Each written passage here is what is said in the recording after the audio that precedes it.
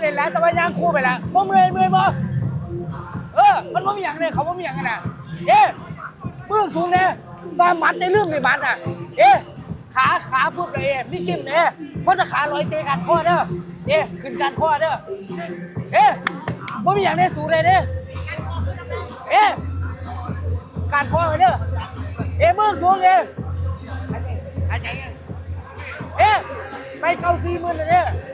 ครอบครัวเด้อครอบครัวเขาเจ็บขาแล้วข้างซ้ายเขาเจ็บขาเลยนะ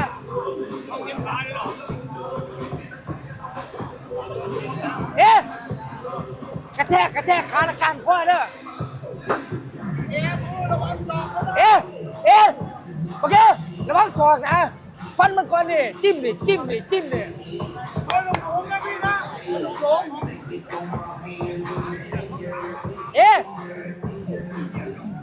ครับ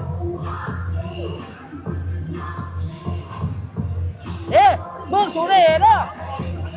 ออกเป็นชุดดิออกเป็นชุด